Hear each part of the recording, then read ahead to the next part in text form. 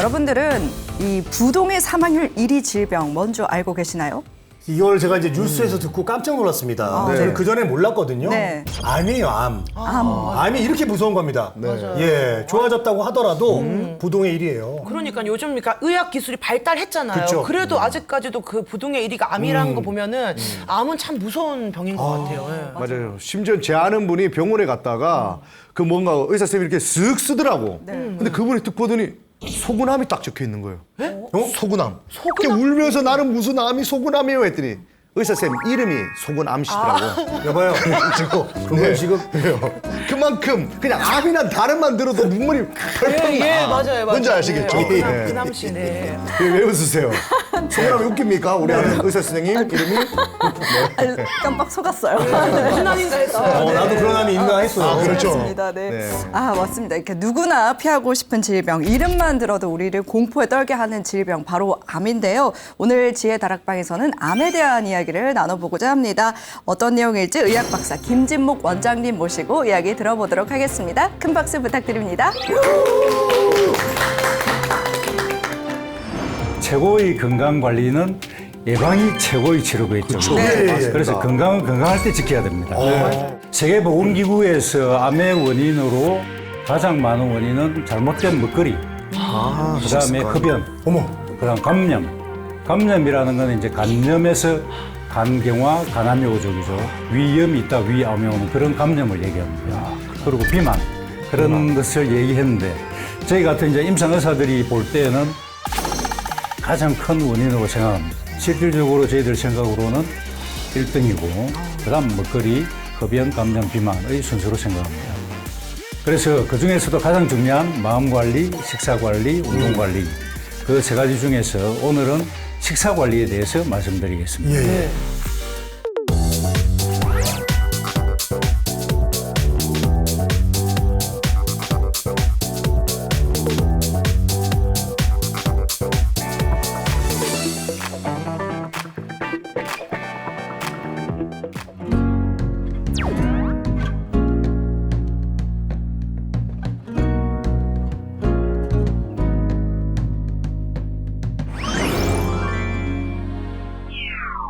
안녕하십니까. 안녕하세요. 예, 진면목을 보여드리는 김진목입니다. 통합의학으로 암을 치료하는 통합암 치료 의사이고 부산대학교 병원 통합의학센터 교수를 퇴임하고 복지부 산하에 있는 사단법인 대한통합암학회 이사장을 맡고 있고 파이넬 병원 병원장을 맡고 있습니다. 와, 방금 소개를 해주셨는데요. 제가 원장님의 소개를 좀 덧붙이자면 의대 졸업 후에 신경외과 의사로 일을 하시다가 또 그런데 동시에 만성질환 환자이시기도 했다고 들었습니다. 예, 요즘 그 응급의학과가 많이 좀 거론되고 있죠. 네. 저도 그 대부분의 젊은 의사들이 다 그렇습니다. 젊었을 때는 응급 상황에 대처해서 응급 환자를 다루는 거기에 대부분의 의사들이 로망을 갖고 있습니다. 그래서 환자가 혼수 상태로 들어오지만 내가 치료를 해가지고 환자가 드라마틱하게 깨어나는 그런 거에 이제 의사로서의 그 환희를 느끼고 보람을 찾고 그렇죠. 그래서 저는 신경외과 의사를 택했습니다. 그런데 신경외과 의사는 굉장히 스트레스를 많이 받는 직업이에요. 식사 생활도 굉장히 불규칙할 수밖에 없고 밤에 거의 잠을 못 자고 힘든 생활을 계속합니다. 그러다 보니까 제가 처음에 레지던트 때는 그 모든 일에 서툴다 보니까 실수도 많이 하기 마련인데 제가 1년차 때 이제 뇌수술 환자를 어시스트 하다가 간염 환자였는데 그때 이제 바늘에 제가 찔려가지고 간염 복균자가 되었습니다. 그리고 이제 신경외과 의사로서 계속 그 스트레스를 많이 받고 하다 보니까 아토피와 근성으로 굉장히 고생을 많이 했었습니다. 그래서 환자분들의 고통에 대해서 잘 이해하는 의사가 될 수 있을지도 모르겠습니다. 선생님, 근데 신경외과 전문이라고 하셨잖아요. 근데 그 신경외과 전문이랑 암이랑은 사실 조금 관련이 없는 것 같거든요. 제가 봤을 때는. 그렇죠. 제가 그 올해로서 의사 면허를 딴 지 꼭 44년이 됩니다. 그걸 반을 딱 자르면 22년인데 제가 22년간 희한하게 22년간 신경외과 의사로서 살았고 22년간 통합암치료 의사로 살았습니다. 제가 22년간 신경외과 의사로 사는 동안에 암 환자를 단 한 명도 못 봤습니다. 그 정도로 암과 관련이 없는 과이기도 했고 또 그 22년 전만 하더라도 우리나라에 암 환자가 그렇게 많지 않던 시절이었습니다.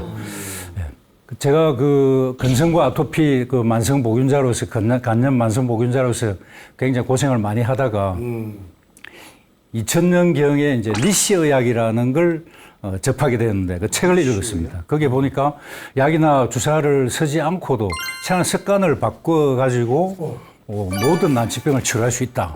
굉장히 혹하는 그런 내용이잖아요. 그런데 그 저자가 내과 전문의였습니다. 그래서 야 이거는 의사가 쓴 책이니까 신뢰할 수 있겠는데 진짜로 맞을까? 이걸 이제 제가 확인하고 싶어서 일본 동경에 와타나베 박사가 경영하는 와타나베 병원에 제가 체험차 입원을 했습니다. 그래서 내 병이 진짜로 낫는지 안 낫는지 그걸 이제 알고 싶었는데 그 결과는 놀라웠습니다. 네. 일주일 만에 제가 그 지긋지긋하던 아토피의 고통에서 벗어날 수 있었고 근선은 그 현대학에서는 굉장히 난치병이에요. 그래서 평생토록 치료해야 되는 그런 병으로 알려져 있는데 근선도 완치가 되었고 더 놀라운 사실은 간염 보균자에서 면역이 생기는 것은 굉장히 드문 일인데 그 면역도 생겼어요. 그래서 세 가지 질환이 몽땅 다 한꺼번에 나왔던 거죠. 예. 그래서 야 이거 정말 대단하다. 이 약을 쓰지 않고도 이렇게 생활습관 교정만으로도 이 난치병들을 치료할 수 있구나.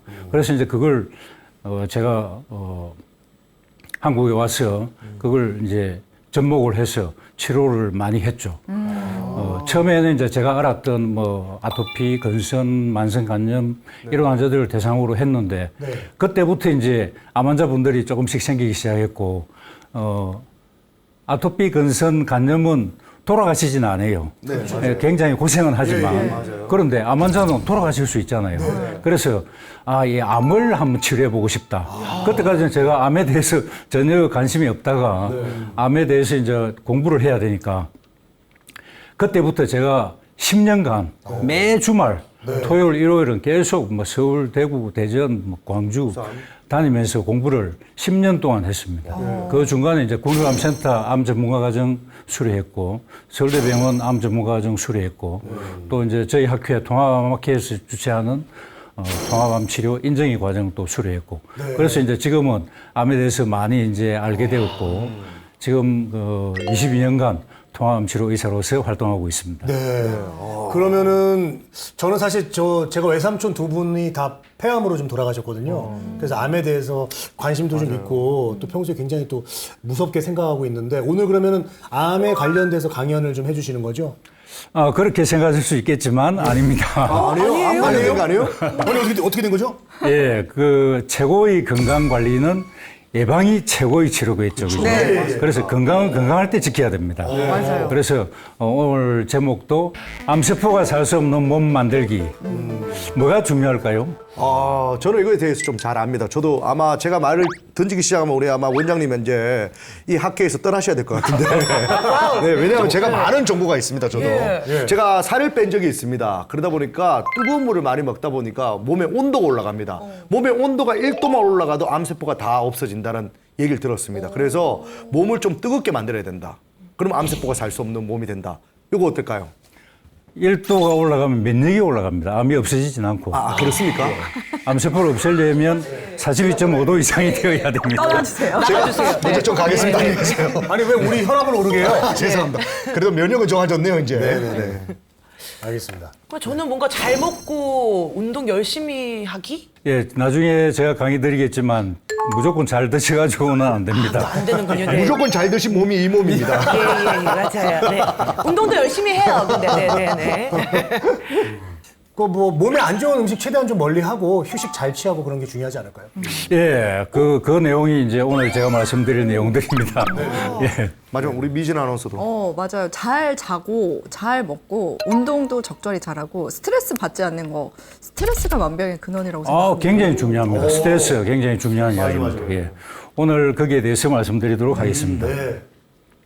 세계보건기구에서 암의 원인으로 가장 많은 원인은 잘못된 먹거리, 그다음에 흡연, 그다음 감염. 감염이라는 건 이제 간염에서 간경화, 간암이 오죠, 그죠? 자궁경부염증이 있다가 자궁경부암이 오고 위염이 있다 위암이 오는 그런 감염을 얘기합니다. 그리고 비만 그런 것을 얘기했는데 저희 같은 이제 임상 의사들이 볼 때는 스트레스가 가장 큰 원인으로 생각합니다. 그런데 세계보건기구에서는 그 마음을 언급하지 않은 이유는 마음과 암과의 인과관계를 입증한 논문이 그렇게 많지를 않습니다. 그래서 공신력이 있는 세계보건기구에서는 마음을 빼고 먹거리부터 그렇게 한 것 같은데 실질적으로 저희들 생각으로는 마음이 1등이고 그다음 먹거리, 흡연, 감염, 비만의 순서로 생각합니다. 그래서 그중에서도 가장 중요한 마음관리, 식사관리, 운동관리 그 세 가지 중에서 오늘은 식사관리에 대해서 말씀드리겠습니다. 로마의 철학자 세네카가 목표라는 항구를 모르는 사람에게 순풍은 불지 않는다. 굉장히 의미심장하죠. 목표가 만일에 북쪽에 있는데 북쪽에서 바람이 불어오더라도 우리가 정확하게 그쪽으로 가야 되겠다고 생각한다면 지그재그로 해서 어쨌든 북쪽으로 찾아갈 수 있겠지만 북쪽이 목표라는 걸 정확히 모른다면 남풍이 잘 불고 있는데도 중구난방 엉뚱한 데로 갈 수가 있다는 그런 얘기입니다. 그래서 먹거리에 대해서 어떤 식사가 암에 좋아요? 어떤 식사를 해야 암을 피할 수 있어요? 굉장히 사람들이 궁금해하는 거지만 그게 하나의 정답이 있는 것은 아닙니다. 그 상황에 따라서 다 다르게 되는데 뭐 우리 패널 여러분들 살을 빼야 되겠다. 살을 뺄 때의 식이요법과 또 암을 예방할 때의 식이요법과 암 치료 중의 식이요법은 모두 다릅니다. 그래서 그걸 정확히 목표를 아셔야 된다. 그래서 암 예방식과 치료식은 다르다라고 얘기를 합니다. 대부분의 대학병원 교수님들이 그렇게 얘기합니다. 그게 왜냐하면 암 예방을 위해서는 채소와 과일을 많이 먹어야 된다는 것은 우리 누구나 다 잘 알고 있는 상식인데 암 치료를 위해서는 가리지 말고 잘 먹어라. 고기든 생선이든 가리지 말고 잘 먹어라. 이렇게 얘기를 합니다. 사실 요새 정보가 너무 넘쳐나다 보니까 이게 암세포 예방하는 데는 뭐 암을 예방하기에는 이 음식이 좋다 뭐 이런 카드라 또 정보들이 너무 많습니다. 맞아요. 그러면 암하고 좀 멀리 떨어져서 우리가 행복하게 살기 위해서는 어떤 식생활을 해야 되는지 너무 궁금합니다. 예, 계속 강의를 드리겠습니다. 채소와 과일이 암 예방에 좋다는 것은 뭐 여러분 다 알고 계신 사실이지만 암 치료를 생각해 봅시다. 암 치료는 수술, 항암 치료, 방사선 치료인데 수술을 하고 나면은 굉장히 체중도 많이 떨어지고 면역도 떨어지고 그렇죠. 그래서 잘 드셔야 됩니다. 항암 치료는 굉장히 부작용이 심해서 식욕도 떨어지고 그래서 잘 못 드시기도 하고 어쨌든 항암제 때문에 부작용으로 체력도 많이 떨어지고 면역도 떨어지고 그렇습니다. 그래서 이때 채식을 고집하시다가는 이제 체력이 너무 떨어져가지고 항암 치료에 이기지를 못하고 치료에 성공하지 못하는 경우를 볼 수 있습니다.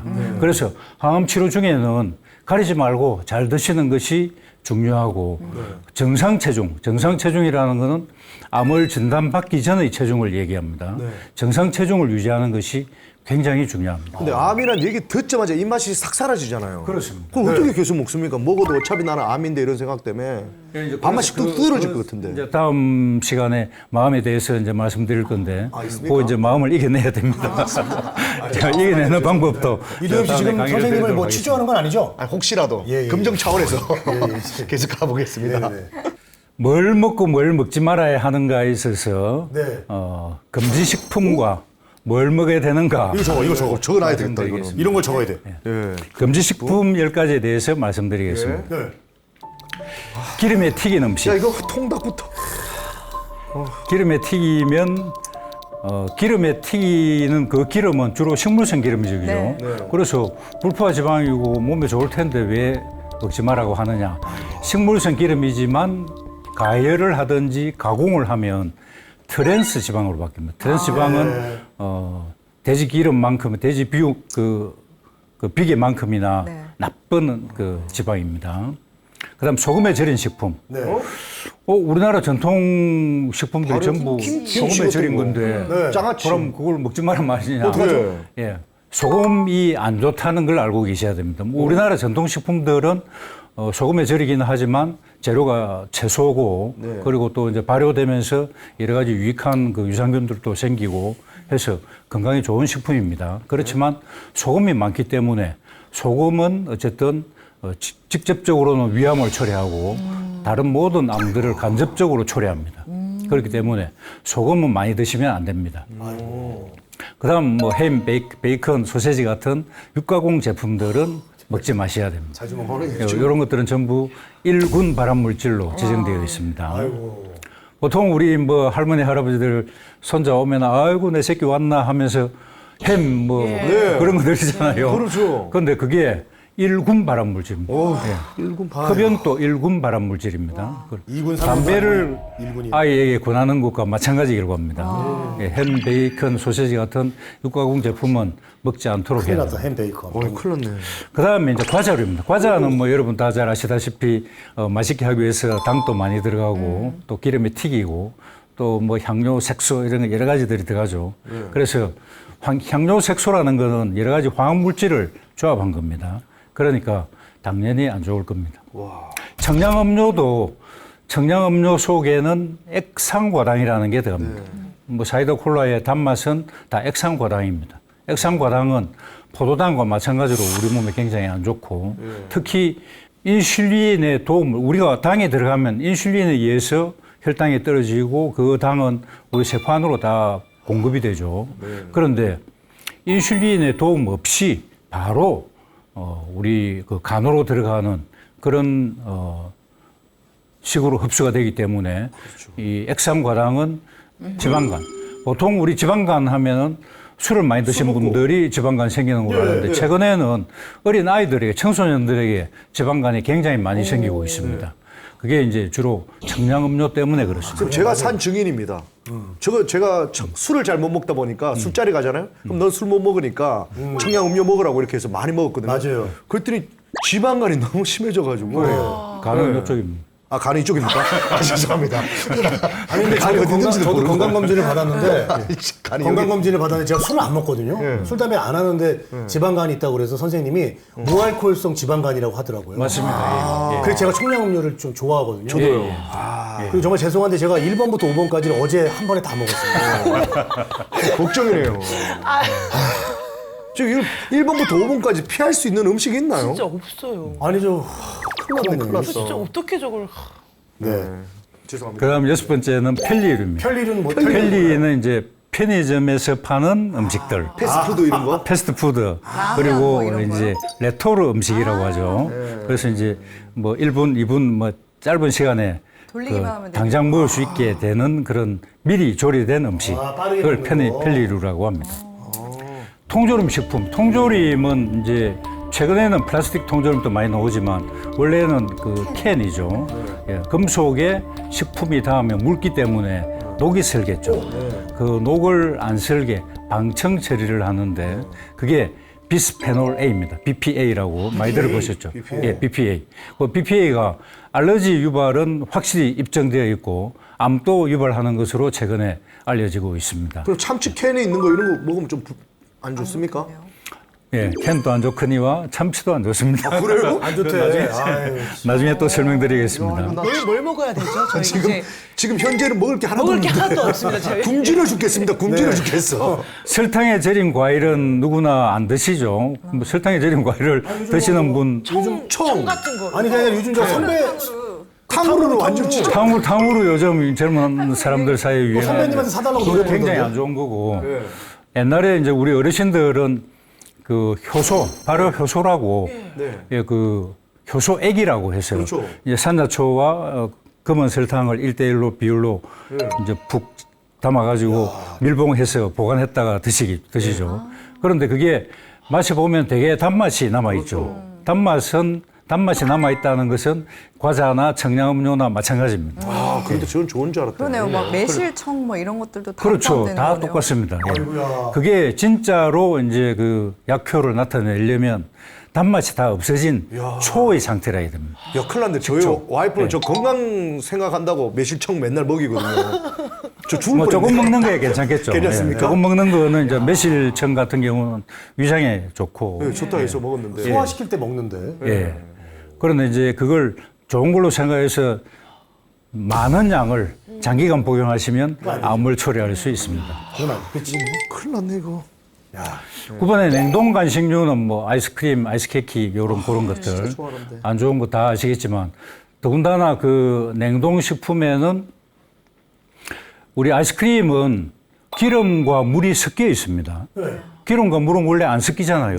그런데 이게 잘 섞이도록 유화제라고 하는 화학물질을 씁니다. 유화제는 이제 기름과 물을 섞는 그런 작용을 하는데 우리가 음식에서 들어오는 여러 가지 발암물질, 화학물질, 중금속 이런 것들이 우리 지방 조직 속으로 잘 침투하게 간접적으로 그런 나쁜 작용을 합니다. 제가 좋아하는 거 다 들어갔네. 큰일 났네. 그러면 저 땡포 만두 뭐 이런 것도 막 하면 안 되겠네요. 해동시켜가지고 먹고 이런 거. 그게 편리류죠. 편리류. 예. 그다음에 이제 마지막으로 숯불구이입니다. 야, 고기는 무조건. 요즘 우리 젊은이들이 이 캠핑 가면은 무조건 먹는 게 숯불구이잖아요. 예. 그런데 숯불 그 고기가 타면 그 벤조피렌이라고 하는 일군 발암 물질이 생깁니다. 예. 그리고 헤테로사이클릭 아민 HCA라고 하는 일군 발암 물질이 또 생깁니다. 예. 그래서 고기는 태우면 안 돼요. 꼭 드시겠다면 이제 삶아서 먹든지 수육 같은 그런 형태로 드시는 게 좋겠습니다. 선생님, 그럼 탄 거 이렇게 잘라서 저는 먹거든요. 그건 안 괜찮은 돼요? 건가요? 탄 거를 부분을 자르더라도 예. 그 벤조피렌이 그 고기 속에 침투한다고 합니다. 그러니까 탄 고기는 전체를 버려야지 요걸 탄 부분을 잘라내더라도 의미 없네. 똑같이 벤조피렌은 흡수할 수가 있습니다. 먹을 게 없어. 먹을 게 먹을 없어. 게 없다. 아니 근데 진짜 정말 보니까 진짜 먹을 게 없는데요. 그래도 하나 기쁜 소식이 하나 있어요. 뭡니까? 우리가 좋아하는 거 하나가 없어요. 그래요. 뭐예요? 라면. 라면. 라면을 먹어도 되나요? 와. 편리류. 편리류인가? 그래요? 아니 끓여 먹는 그냥 라면, 진라면. 라면. 그러면 소고기 라면은 고기가 물에 삶겨져 있거든요. 그러면 괜찮은 거 아닙니까? 되게 간절하게 느껴지네요. 라면은 없잖아요, 선생님. 라면. 라면도 라면만큼 편리류에 속합니다. 편리류 봐. 라면을 조금 불편하게 끓여 먹으면 되지 않을까? 안 되나? 야, 선생님 깜짝 놀라신다. 예, 역대급. 아주 편리류. 획기적인. 아니 근데 우리 원장님 우리 10가지가 다 안 되면 정말 우리가 또 이 삶에 기쁨이 없습니다. 근데 저는 이렇게 먹고 싶은 걸 못 먹는 것도 스트레스라고 생각하거든요. 오, 맞아요. 그러니까 저거 더 열받을 것 같아요. 그래서 저기서 몇 가지만 좀 허락을 좀 해주시죠. 그나마 괜찮은. 예. 세상에 즐거움만 가득하다면 네. 사람이 인내를 배울 수 없을 것이다. 네. 이거 누가 했을까요? 이런 말을? 이런 멋진 말을 헬런 켈러가 이야기했습니다. 아, 예. 이 달라 했는데 한 번. 그분도 그런 말씀하셔가지고 우리가 예. 그래서 이제 맛있는 게 너무나 많은 세상인데 그걸 절제하는 습관이 필요하겠고 그리고 또 중요한 것은 음식이라는 것은 문화와 이제 습관에 따라서 좌우가 됩니다. 중국에 가면 고수가 있죠, 고수. 고수 좋아하세요? 아니요. 향 때문에 싫어하는 분들이 많더라고요. 네, 고수 싫어하시는 분이 우리나라 사람 대부분 다 싫어하죠. 그런데 이제 쑥달 되면 맛있다고 저도 고수 잘 먹는데 그런데 우리나라에서 즐겨 먹는 깻잎 깻잎 좋죠. 먼저 다른 중국 사람들은 못 먹습니다. 해외 사람들 다 네, 일본 사람들은 못 그 먹습니다. 향긋한 깻잎을 깻잎 우리 그 절임 통조림 있잖아요. 그걸 보고 외국 사람들은 낙엽을 이렇게 절여가지고 먹느냐. 한국 사람들 참 그럴 수 희한하다. 있네. 그럴 수 예, 있죠, 그럴 수 그렇게 얘기할 정도예요. 그래서 식습관이라는 거는 문화와 습관에 의해서 좌우가 됩니다. 그래서 저도 기름에 튀긴 음식, 뭐 고기, 생선, 여러 가지 과자, 청량음료 이런 거 저도 1부터 10번까지 전부 저도 굉장히 좋아했었습니다.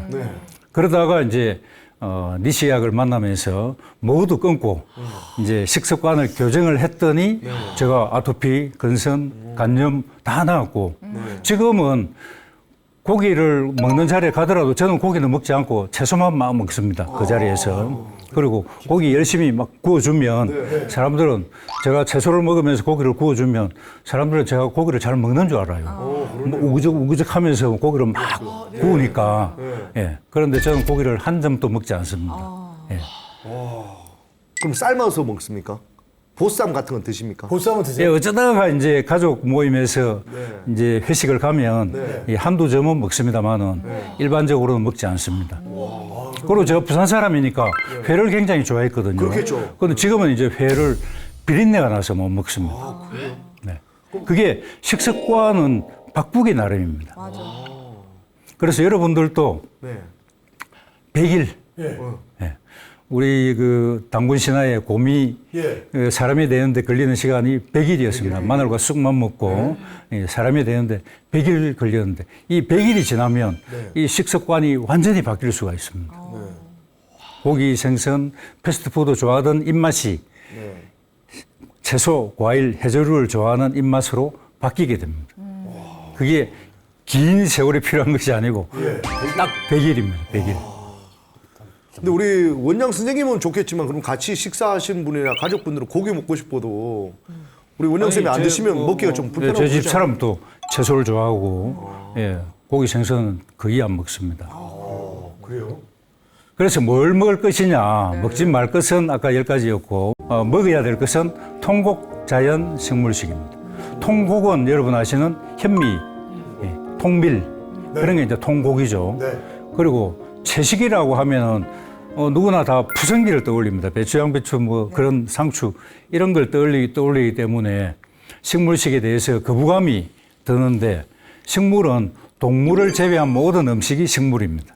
예. 모든 곡식, 채소, 과일, 해조류가 식물이고 그런데 이 그림에 보면은 오른쪽에 모든 식품들이 채소입니다. 채소로 만든 겁니다. 채소로 만들었지만 몸에 나쁜 음식이라는 건 대부분 아시겠죠? 예, 몸에 나쁩니다. 채식이지만 몸에 나쁘죠, 해롭죠.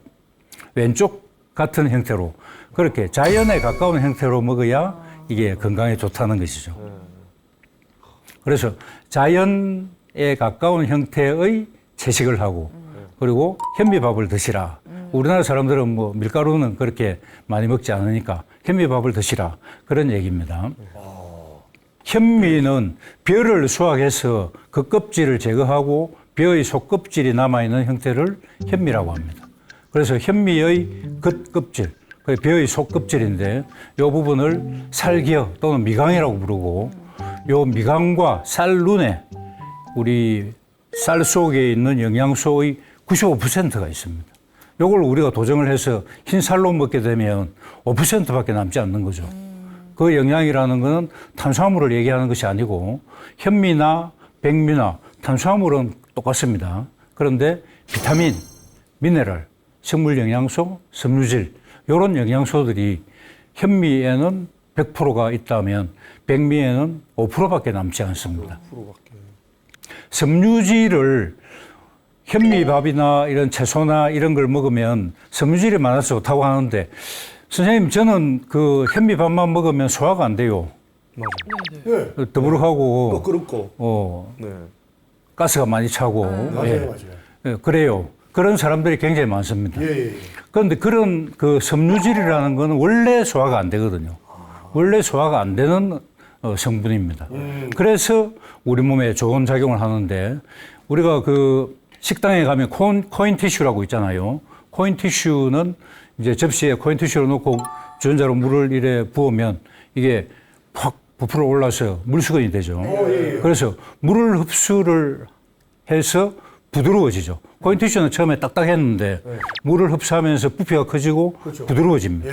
섬유질이 또 그렇습니다. 섬유질이 딱딱하고 소화도 안 되고 그렇지만 이게 장 속에 들어가서 물을 흡수하게 되면 부피가 커지고 부드러워집니다. 그래서 이게 대변의 재료가 되거든요. 그래서 대변에 이 다른 나쁜 여러 가지 발암 물질이나 화학 물질이나 중금속이나 이런 것들을 다 흡착을 해서 대변으로 빨리 배설시켜주는 그런 작용을 섬유질이 한다는 것이죠. 그래서 장 속에 그 만일에 관 속에 저 오른쪽에 사진에 보면 관이 있잖아요. 관 속에 만일에 뭐가 많이 끼어가지고 청소가 필요하다. 그러면 솔질이 필요하잖아요. 예. 그런데 이 불용성 섬유질이 장벽을 깨끗이 이제 긁어서 청소해주는 그런 역할을 하게 됩니다. 그렇다면 채식은 식물식은 좋은데 그렇다면 동물식이 나쁘다는 말이냐? 동물식이 나쁜 이유는 일단 아까 말씀드린 1군 발암물질 그리고 소, 돼지, 양 같은 적색 고기는 2군 A 발암물질입니다. 그래서 동물 고기 자체가 발암 성분이에요. 그리고 산성식품이죠. 산성식품이기 때문에 우리 몸에 염증을 일으킵니다. 그리고 이 염증이 암을 일으킵니다. 그래서 안 좋다는 것이고, 제가 가장 중요하게 생각하는 것은 옛날에 그 고기들은 그 다 풀을 먹여서 키웠죠. 그래서 지금 몽골이나 저 뉴질랜드 가면 풀을 먹고 크잖아요. 그런 것들은 오메가3도 많고 그렇게 나쁘지는 않는데, 최근에 우리나라뿐만이 아니고 일본이나 한국이나 중국이나 대부분의 아시아인들이 그 기름이 자글자글하게 배어 있는, 그래서 마블링이 좋다고 하죠. 그 마블링이 좋은 고기를 좋아하기 때문에 마블링을 만들려면 소를 집단 공장식 축산이라고 합니다. 집단 사육을 해야 됩니다. 좁은 공간에 그런 많은 개체를 넣어가지고 운동을 못하게, 그래서 하루 종일 먹기만 먹고, 그래서 살이 뒤룩뒤룩 찌면서 근육 속에 지방이 끼이는 마블링이 생기게, 그렇게. 그래서 몽골이나 뉴질랜드나 거기서 풀만 먹고 자라지만 우리나라에 수출하기 직전에 한 두세 달 동안은 공장식 축산의 형태로 그렇게 합니다. 그래서 좁은 공간에 이렇게 많은 개체가 있게 되니까 거기서 먹고 싸고 이렇게 되니까 그 환경이 굉장히 엉망이 되겠죠.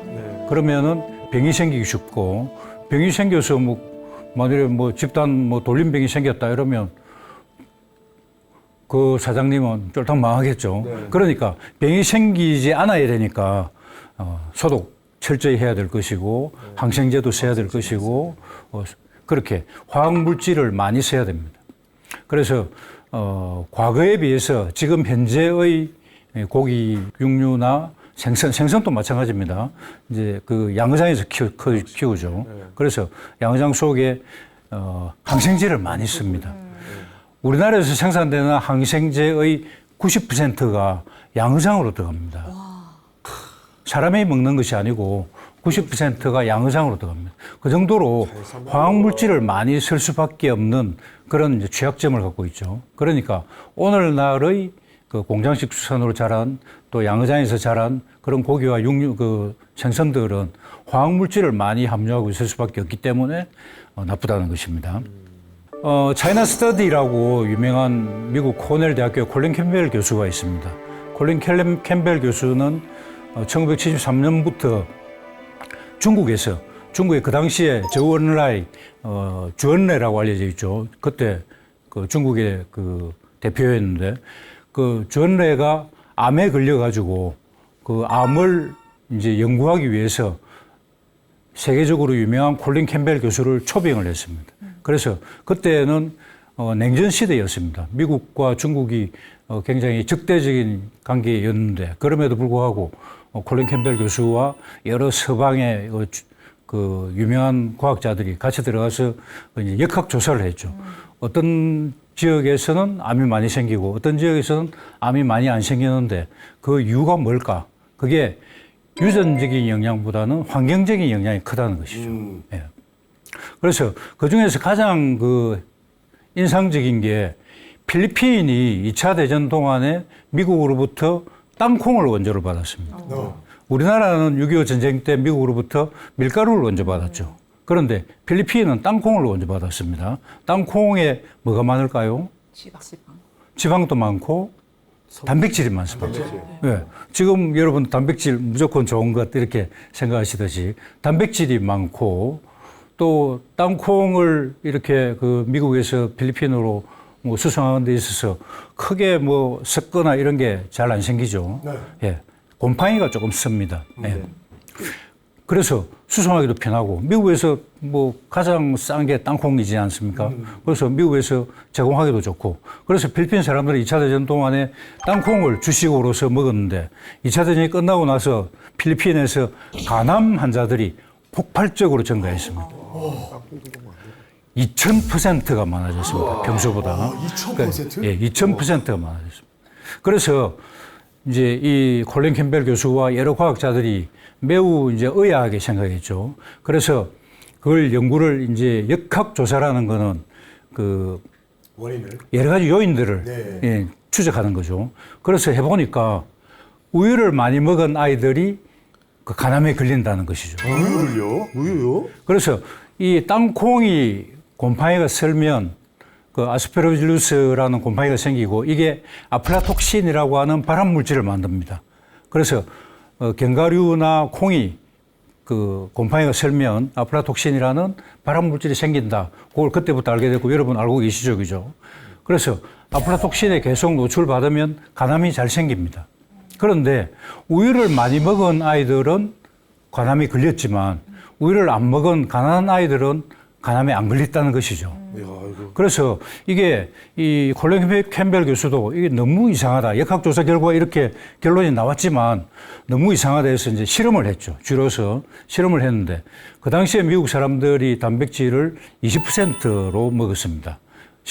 총 식사의 20%를 단백질로서 먹었기 때문에 우유 단백질을 20%로 주고 아플라톡신이 계속 노출되게 그렇게 했더니 100%의 쥐가 간암에 걸렸습니다. 그런데 5%로 단백질을 낮춰서 실험을 했더니 100% 아무도 어느 쥐도 간암에 안 걸린 것이죠. 그리고 3주 간격으로 처음에는 20%로 주다가 그러면 간암 발생률이 높아지는데 5%로 3주 동안 낮췄더니 이 쥐들은 또 간암에 안 걸렸어요. 또 3주 후에 또 20%로 먹였더니 이 쥐들은 또 나중에 다시 간암에 걸렸어요. 그래서 이 발암 물질에 의해서 암이 오는 것은 분명하지만 결정적인 역할을 한 것은 우유 단백질이다라는 걸 알게 됐습니다. 그래서 이 콜린 캠벨 교수는 또 우유 단백질 외에 또 다른 단백질은 어떨까 해서 식물성 단백질, 콩 단백질, 밀 단백질로도 실험을 했는데 그거는 또 괜찮았어요. 그래서 동물성 단백질이 암을 초래한다 하는 그런 결론을 얻었습니다. 우유를 많이 마시면 암의 발생이 증가합니다. 아니 이거 너무 좀 배신감이 드는 게 우유한테 저는 좀 키가 좀 작다 보니까 우리 아이를 제가 3명 키우다 보니까 저처럼 작은 아이가 아닌 큰 아이를 키우기 위해서 물 대신 우유를 계속 먹이고 있었습니다. 근데 지금 우리 원장님 얘기 들었을 때는 이거 잘못하면 아이한테 잘못된 식습관으로 아이한테 안 좋은 영향을 미칠 수도 있겠다는 생각이 들거든요. 키는 큽니다. 아, 키는 커요? 우유를 먹으면 키는 커지고 덩치는 네. 커지지만 예, 암 발생률은 올라갑니다. 아이고, 조금만 먹여라, 조금만 먹여. 조금만 먹여야 되겠네요. 그리고 유제품, 그 우유를 발효시킨 요구르트는 좋다고 생각하시죠. 네. 그런데 요거트도 마찬가지로 요거트를 많이 먹을수록 암 발생률이 올라갔습니다. 그래요? 그래서 식물식의 장점이라고 얘기 드리자면 항산화 물질이 많다는 것이고 풍부한 섬유질이 있다는 것이고 적절한 단백질이죠. 채소에는 단백질이 적게 들었습니다. 그래서 단백질이 적다는 그것이 암세포 성장 촉진을 시키지 않을 정도로 단백질이 적다는 것이죠. 그래서 단백질의 함량이 적은 그게 오히려 암 예방에 있어서는 도움이 된다는 것이죠. 그리고 콜레스테롤이나 포화지방이 거의 없고 풍부한 미네랄, 풍부한 비타민이 있기 때문에 식물식이 좋다고 하는 것입니다. 미국에 책임 있는 의사회라고 하는 PCRM이라고 하는 단체가 있습니다. 네. 이 PCRM.org 홈페이지에 들어가 보면 이렇게 이제 뷔페에 우리가 접시를 가지고 간다면 4분의 1은 곡류, 4분의 1은 채소, 4분의 1은 과일, 4분의 1은 콩을 먹으라고 되어 있습니다. 여기 이제 같은 시기에 미국 농무부에서 발표한 거는 이제 고기, 생선 이렇게 들어 있거든요. 그런데 이제 PCRM에서는 대조적으로 고기, 생선 다 빼버리고 우유도 빼고 콩이라고 얘기한 겁니다. 결론적으로 암 표준 치료 중에는 가리지 말고 잘 먹는 것이 중요합니다. 그래서 정상 체중을 유지하는 것이 좋고 표준 치료 종결 후에는 채식을 하는 것이 좋습니다.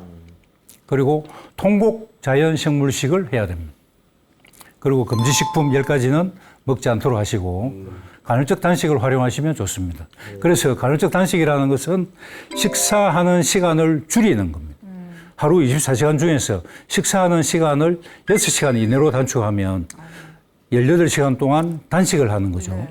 만일에 8시간 동안 식사를 하게 된다면 16시간 단식을 하게 되는 거죠. 그래서 그걸 간헐적 단식이라고 합니다. 간헐적 단식을 하시면 우리 세포가 재생이 되고 이 활성산소를 줄일 수 있고 그리고 암을 예방할 수가 있습니다.